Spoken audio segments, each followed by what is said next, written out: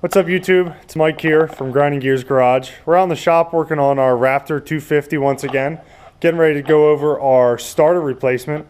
This quad has a 300 big bore in it from Wiseco, and with the higher compression of the piston, the starters don't handle as well. They tend to burn up fairly fast. Previous owner said he's going through two starters that he purchased off of eBay for about $100. They last, he said, for about 2 to 3 months and then they burn up. So we actually spent a little bit more. We bought this starter from RM Stator off of eBay. It was about 150 bucks. They're out of Canada. They make a pretty nice product. As you can see, the fit and finish looks pretty OEM. Nice little cap here for your starter, new O-ring. So that all looks good. But first things first, since you're going to be dealing with 12 volts for the battery, we recommend disconnecting your battery first thing. We're going to go over this before we go over any tools needed. You're going to take the seat, there's a little lever right in that pocket. I'm just going to pop that up, slide the seat, wiggle it back, set that off to the side till later, and then you're going to want to take a screwdriver, a Phillips, disconnect this terminal, your negative and your positive, set it off to the side. You can keep the battery in its place, just move the terminals out of your way. And once you get that done, you're good to go. You're safe, everything's disconnected. So we're going to move over to the bench, go over the tools needed before we get started on this project. Alright, so let's go over the tools needed to replace the starter in your Raptor 250. We just have a couple of sorted screwdrivers, a couple flat, and a Phillips to do assorted things. We're going to use the Phillips to remove the battery connections and the connections at your starter. We have the flat when we do the wiring modification. You won't need some of these tools that we list if you're not upgrading your wiring. 10 and 12 ratchet wrenches to remove your starter. We have an 8mm socket on 3/8, and we also have one on our quarter. We just use them for different things, and we also had a 10 on our quarter just to get into a few spots. We have our crimpers for non-insulated and insulated stay-cons. If you're not doing your wiring upgrade, these aren't needed. We have a 5mm Allen wrench for taking your timing chain tensioner out. And we also have a pair of needle nose. We used a smaller pair earlier to help us get some of the bolts out for your starter. And we also have a pair of wire strippers. Obviously you need your new starter. And then we have our new wiring, which we used 10 gauge wiring. We have our Stay-Con for the one end. We used a 10 to 12 Stay-Con with a number 10 screw hole. That's what our starter uses. And then we also have electrical tape. Here's our harness that we completed. We added our new wiring and just wrapped it in electrical tape. You can use shrink tubing if you choose. We didn't have any on hand, so electrical tape looks fine, looks like a regular wiring harness for your quad. So we're getting ready to move everything over to the four-wheeler and we'll get started. First things first, as always, we disconnected the battery, positive and negative, so it's out of our way. First thing we want to do to remove the starter is we're going to remove this bolt right here off of your starting solenoid. It's a 10mm, so when your 10mm ratchet comes into play. You're just going to back that bolt all the way out. And we're going to totally remove our wiring. If you have a stock bore and you're just replacing the starter, you can keep the wiring in place, but we're going to remove everything so we can do our wiring upgrade on our workbench a little bit easier that way. So your wiring actually just comes right down here, as you can see, leads right around to our starter. So we're just going to pull that down through, make sure it doesn't get snagged on anything.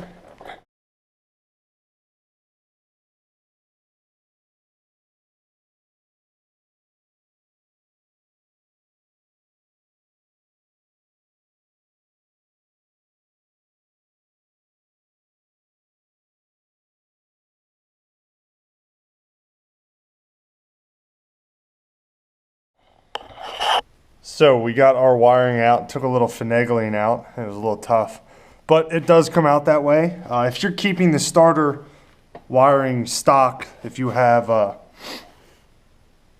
good wiring, if you don't have a big bore and you don't need to upgrade the wiring, you can actually just remove the starter itself, and there's enough wire that you're able to pull it out, take the wire off back here, the back side of the starter, and then just leave the wiring in place and install your new starter. So if you're having issues with your starter jumping gears and it's not engaging all the time, you're going to pop this cover off. It's 3 8mm. You're going to pop it off, and there's an idler gear in there. What that pretty much is just a gear from your starter down into your transmission. It's just the gear just pops right out. We took ours out and inspected it already. We take it out, but we just put fresh oil in it, pushed the quad around. So there's probably some oil in there. It's going to make quite a mess. So when you do take this off, just be careful. You may lose some oil. Just take the gear out and inspect it. If you're not having any issues with that, wouldn't even bother. It's just a small little step. If you're having issues, that you can take this cover off. Inspectors, an O-ring, no gasket. So as long as the O-ring's good, you can reinstall. Now we're going to move to the other side of the quad and remove the mounting bolts. All right, so we're on the other side of our Raptor. The starter's only held in with 2 bolts. There's one. See if I can get a shot of it. There's one right here. Kind of can't get a good angle, but there's 2 of them. Oh, there we go. One right here. There's one right next to it back in there. They're 10mm. We were able to squeeze a ratchet wrench in there. So we're just going to loosen our bolts up, and then we're going to move back to the other side to pull our starter out. Once you get your 2 mounting bolts loose, you can remove this one right here. Let's call this one the outer one. The inner one you can't remove. There isn't enough space. So to pop the starter out, we loosened our clutch cable, which we're going to show you here in a second. Then we removed this bolt right here, which held our clutch line in place. So once you remove that, you're going to push it up out of the way. But to get that removed, you have to loosen your clutch cable. So to do that, you're going to take this adjuster bolt here, which is probably going to be threaded out somewhere around there, with this lock nut all the way against. And you're going to loosen up your lock nut all the way, and then you're going to start turning this in to loosen it up. When you get close to it being fully loose, you're going to align the lock nut with the slot, and then your clutch cable is going to pop out of there. You're going to align it with the slot in your perch. I'll put this back in. Pop it right out, and then once you're done, you then can pop it out of your clutch lever, just to give you some extra slack on either end. And then once that's removed, we took our cover off, the 2 or the 3 8mm. We popped them off real quick, show you guys our gear. Looks good, no wear on it, no extreme wear I should say. Alright, so we thought we'd have enough room to turn and twist and get our starter out. We did not, so we're going to remove our timing adjuster. Now, in doing this, you could potentially skip timing on your motor, so you want to make sure the quad is in neutral at this point. So there's no chance that we could rotate the engine over. All we're pretty much going to do is we remove the 10mm bolt on the end of it, and then we're going to take out our 2, I believe they're 5mm Allen bolts. Yes, they are. So we're going to loosen them up, get them out of our way, and pull our timing chain tensioner out of the way, and we should have enough room to pull it out then. So 2 Allen heads, there's one up here, one on the back side. That's where your 12mm came from right there. Alright, now you want to take care, because now you have an open hole into your case. We were able to get our bottom bolt out now that we turned it, and our starter finally popped out of place. Move over to the other side.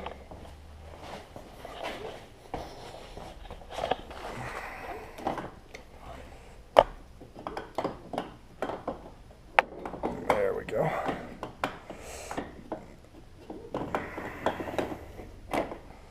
There we go. Got our starter out. A little finagling, but we're going to move it over to the bench. We're going to modify our stock wiring to handle our heavier duty starter and our big bore kit. So we moved our starter old starter over to the bench. We're going to remove the wiring, but right now we're trying to figure out how we're going to upgrade the wiring. We came up with a good idea. So this is your stock bracket onto your battery, onto your starting coil, I should say. So what we did, we spread it open, got our stock wire, which is this larger one here on top, out, and we were able to spread the fingers open and piggyback a larger wire, the 10 gauge that we talked about earlier, onto the side of it. So it looks decent, it holds tight, everything's nice and snug. So we're going to take some electrical tape, which is right here, and we're going to wrap it around it. Just because we crimped it, I want to make sure it's nice and secure and doesn't come apart.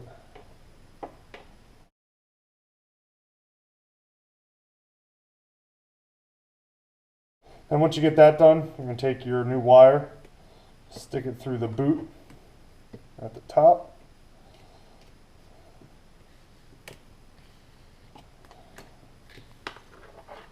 And once that's through, you can slide the boot back over. Now you take a little work now that it's slightly larger than it was before. But there we go. It's back on. Looks pretty stock.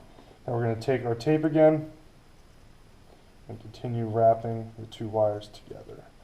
Now we're going to try and keep them side by side as we can the whole way down. We don't want any wrapping. It'll look out of the ordinary. And tape it all together all the way down till we get to the connection at the starter. Alright, so we got the wiring taped up just about to our starter. So you can either take an 8mm or a screwdriver, which we have to use our 8mm. You're going to back this screw out. Now one way you can tell if a starter is bad, if it's giving you problems, is smell. I'm an electrician full time, and burnt starter gives off the same smell as a burnt motor. It just stinks. It's a terrible smell. But if you have like a burnt electrical smell coming from your quad and you're having problems with your starter, I would start there. But since we got this off, this is our old starter, off to the side, it's junk, no longer good. So we're going to push back our cap on here.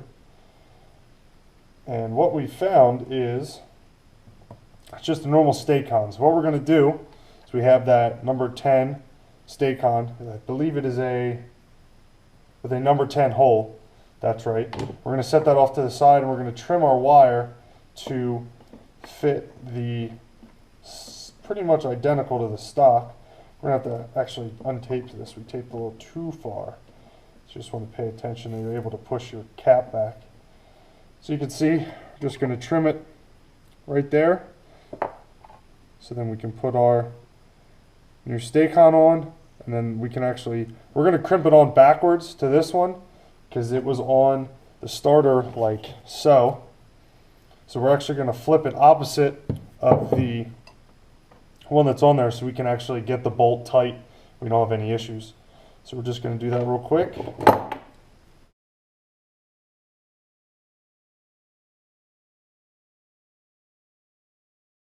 So we got that done. As you can see, they line up perfectly. We're actually going to unwrap some of this tape so we can slip the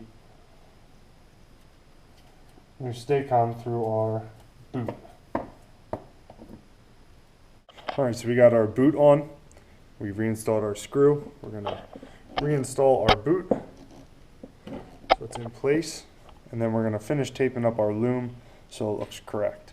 Once you get that finished, move back over to the four-wheeler and get ready to reinstall. Now that we have our wiring done, we're back over at the quad. We're going to figure out how we got this out of here now. It's a little bit of a maze. Oh, you want to take your cap off. You don't need that anymore.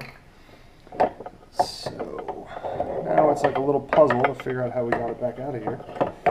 There we go. Pretty much you're going to want to reinstall it just like this. Wiring pointed towards your cylinder, feed up towards the carb. Everything should just slide right in.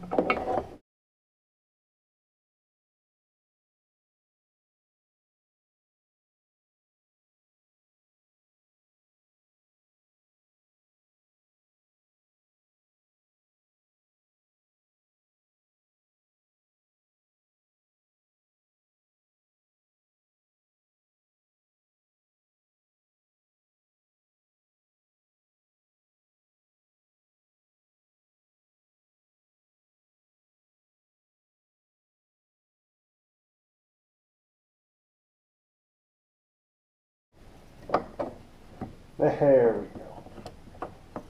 we go. Now, before you get too far ahead of yourself, move back around to the other side.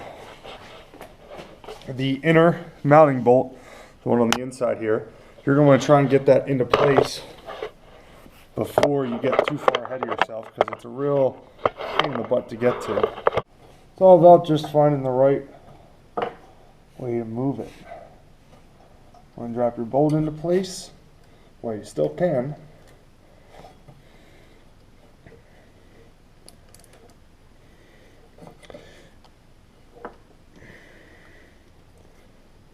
This is where having very small hands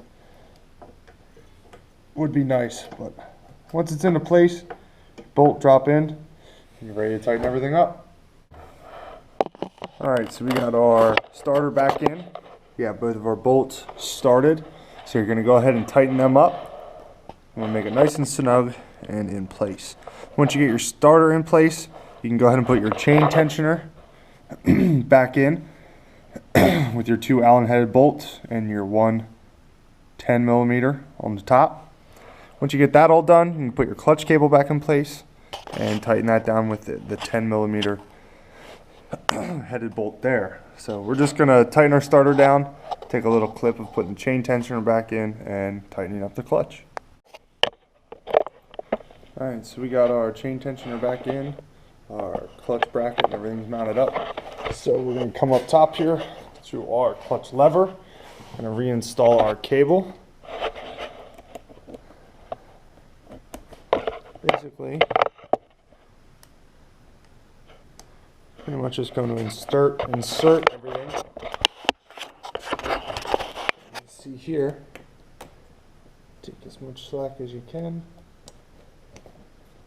So I'm going to install the ball first. Missed that part.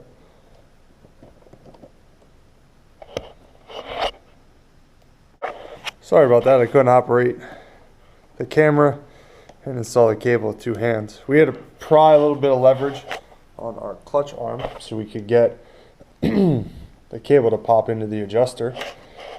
So now we're just going to crank this out till we get the feel that we like. You want a little bit of play like that in your clutch lever before it starts to disengage. Just going to tighten our lock nut up. Now that clutch feel is going to be dependent on how the bike feels itself, so you're going to adjust that as you ride it. But here you can see our new starter's installed. We're now going to take our idler gear and pop that back in.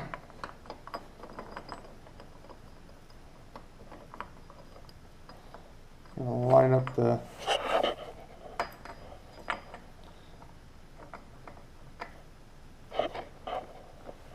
this is easier with two hands. Pop this in.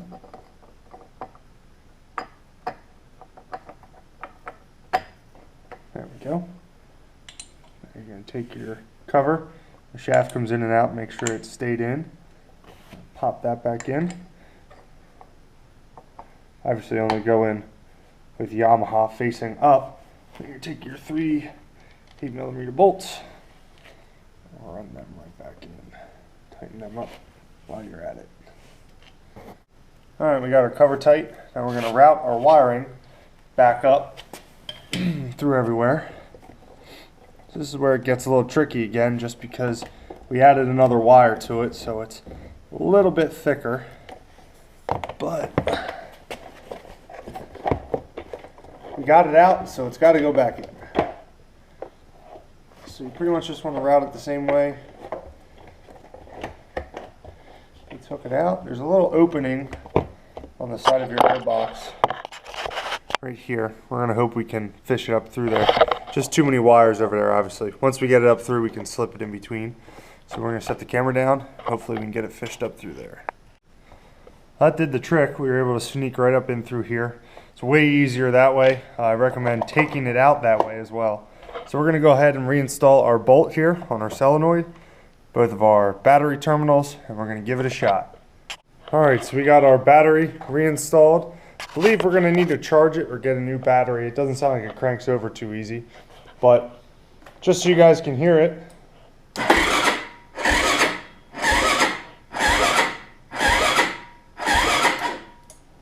So, good to go. She cranks over. Battery's dead, so we're going to put it on a trickle charge, see if we can get her to fire up. We're not 100% on the jetting. We were told it had a big bore in it, but we're going to start it up, at least get it to fire and pull the plug and see what it looks like.